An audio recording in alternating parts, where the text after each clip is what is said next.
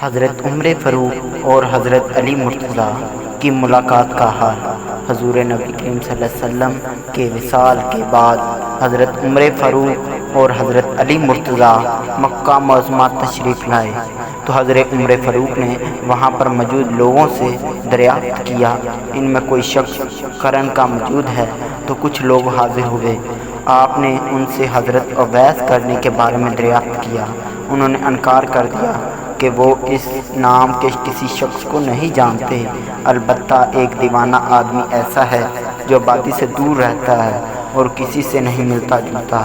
لوگ عموماً کھاتے ہیں لیکن وہ نہیں کھاتا، وہ خوشی اور غم کو نہیں جانتا۔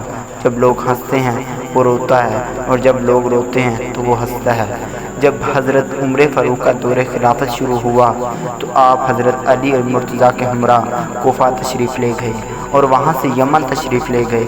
جہاں قرن پہنچے تو حضرت اویس کرنی کی تلاش شروع کی۔ لوگوں نے بتایا دور عرفہ کے داری وادی میں ایک دیوانہ اونٹ چرا رہا ہے جس کی غذا خشک روٹی ہے۔ حضرت عمر فاروق اور حضرت علی مرتضیٰ اس سے مت چلے اور حضرت اویس کرنی کے پاس پہنچ گئے۔ حضرت اویس کرنی اس وقت نماز میں مشغول تھے۔ دونوں حضرات ان کا نماز سے فارغ ہونے کا انتظار کرنے لگے۔ جب حضرت اویس کرنی نماز سے فارغ ہو گئے تو دونوں حضرات نے اسلام عرض کیا، ان سے نام دریافت کیا۔ حضرت اویس کرنی نے فرمایا میرا نام عبداللہ ہے۔ حضرت عمر فاروق نے حقیقی نام دریافت کیا تو فرمایا کہ میرا نام اویس ہے۔ حضرت عمر فاروق نے ہتھیلی دکھانے کی درخواست کی۔ جب حضرت اویس کرنی نے ہاتھ دکھایا تو آپ دونوں حضرات ان کو پہچان گئے اور دست بوسی کی سعادت حاصل کی۔ حضرت عمر فاروق نے حضور نبی کریم صلی اللہ علیہ وسلم کا سلام پیش کیا۔ پہرن عطا کرتے ہوئے حضور نبی کریم صلی اللہ علیہ وسلم کی وصیت سنائی کہ ان کی امت کے لیے دعا فرمائیں۔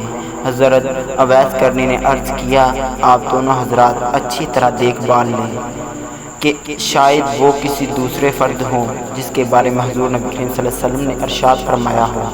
حضرت عمر فاروق نے فرمایا کہ وہ شخص آپ ہی ہیں، ہم نے حضور نبی کریم صلی اللہ علیہ وسلم کی بتائی ہوئی نشانی سے شناخت کر لی ہے۔ حضرت اویس کرنی نے فرمایا کہ اے عمر فاروق تمہاری دعا تو مجھ سے زیادہ کارگر ثابت ہو سکتی ہے۔ حضرت عمر فاروق نے فرمایا میں تو دعا کرتا ہی رہتا ہوں لیکن آپ کو حضور نبی کریم صلی اللہ علیہ وسلم کی وصیت پوری کرنی چاہیے۔ حضرت اویس کرنی نے پیراہن لیا، کچھ فاصلے پر جا کر اللہ تعالیٰ کے حضور دعا کرنا شروع کر دی، یا اللہ جب تک تو میری سفارش پر امت محمدی کو بخش نہیں دے گا حضور نبی کریم صلی اللہ علیہ وسلم کے پیراہن نہیں پہنوں گا۔ غیب سے آواز آئی کہ ہم نے تیری سفارش پر کچھ لوگ بخش دیا۔ حضرت اویس کرنی نے عرض کیا نہیں مالک ساری امت کو بخش دے۔ غیب سے دوبارہ آواز آئی کہ ہم نے مزید کچھ لوگوں کو بخش دیا۔ العرض سلسلہ کچھ دیر تک جاری رہا۔ آپ اسی طرح دعا میں مشغول رہے۔ جب حضرت عمر فاروق حضرت علی مرتضیٰ نے دیکھا اب کافی وقت ہو گیا ہے تو وہ دونوں حضرات آپ کے سامنے آ گئے۔ آپ نے فرمایا آپ دونوں حضرات کیوں آ گئے؟ آپ ابھی تو عز جبل نے قبیلہ ربی اور قبیلہ مصر کی بھیڑ بکریوں کے برابر لوگوں کے گناہ معاف کیے تھے۔ میں جب تک پوری امت کو معاف نہ کروا لیتا اس وقت تک دعا سے پیچھے نہ ہٹتا اور یہ پیراہن اس وقت تک نہ پہنچتا۔ آپ کی بات سن کر حضرت عمر فاروق نے حضور نبی کریم صلی اللہ علیہ وسلم کی وہ حدیث بھی سنا دی جس میں آپ نے فرمایا کہ اویس کرنے کی دعا سے قبیلہ ربیہ اور قبیلہ مصر کے بھیڑ بکریوں کے برابر لوگوں کے گناہ معاف ہوں گے۔ حضرت عمر فاروق نے آپ کو ایسے پیراہن میں دیکھا جس میں ہزاروں عالم پوشیدہ تھے۔ یہ دیکھ کر حضرت عمر فاروق کے دل میں بھی ولایت کی خواہش پیدا ہوئی۔ آپ نے فرمایا کوئی شخص ایسا ہے جو مجھے خلافت روٹی کے ایک ٹکڑے کے بدلے میں حاصل کر لے۔ حضرت اویس کرنی نے یہ سن کر فرمایا کوئی بیوقوف شخص ہی ایسے خرید سکتا ہے، آپ کو چاہیے کہ اس کو فروخت کرنے کی بجائے اٹھا کر پھینک دیں، پھر جس کا جی چاہے اٹھا کر لے جائے گا۔ بعد ازاں حضرت اویس کرنی نے حضور نبی کریم صلی اللہ علیہ وسلم کا عطا کیا ہوا پیراہن زیب تن کیا۔ حضرت عمر فاروق نے حاضر خدمت نہ ہونے کی وجہ سے دریافت کی تو اویس کرنی نے پوچھا کہ آپ دونوں حضرات نبی کریم صلی اللہ علیہ وسلم کی زیارت با سعادت اور صحبت سے مشروف ہوئے ہیں، کیا آپ مجھے یہ بتا سکتے ہیں کہ حضور نبی کریم صلی اللہ علیہ وسلم کے پروکشتہ تھے یا گھنے؟ آپ کے اس سوال کا جواب دینے سے حضرت عمر فاروق اور حضرت علی المرتضیٰ قاصر رہے۔ حضرت اویس کرنی نے کہا آپ دونوں حضرات تو حضور نبی کریم صلی اللہ علیہ وسلم کے دوستوں میں سے ہیں اور آپ دونوں حضرات حضور نبی کریم صلی اللہ علیہ وسلم کے عمرہ جنگ احد میں شریک ہوئے تھے، کیا آپ بتا سکتے ہیں جنگ احد میں نبی کریم صلی اللہ علیہ وسلم کے کون سے دانت مبارک شہید ہوئے تھے؟ یہ کہہ کر آپ نے تمام ٹوٹے ہوئے دانت دکھا کر کہا میں نے اپنا ایک ایک کر کے دانت اس خیال سے توڑ دیا کہ نہ جانے کون سا دانت مبارک شہید ہوا ہوگا۔ جب میں نے اس سارے دانت توڑ ڈالے تو مجھے سکون قلبی حاصل ہوا۔ حضرت اویس کرنی کی یہ بات سن کر دونوں حضرات پر رکت جاری طاری ہو گیا۔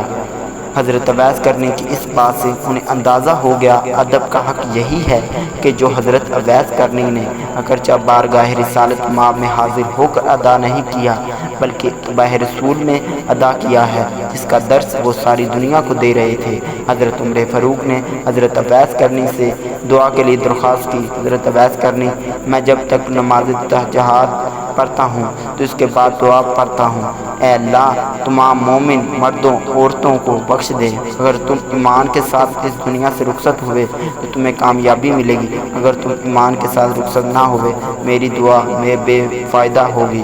حضرت عمر فاروق نے آپ سے وصیت کی درخواست کی تو آپ نے فرمایا اے عمر اگر تم خدا شناس ہو تو اس سے زیادہ بہترین وصیت کوئی نہیں، تم خدا کے سوا کسی دوسرے کو نہ پہچانو۔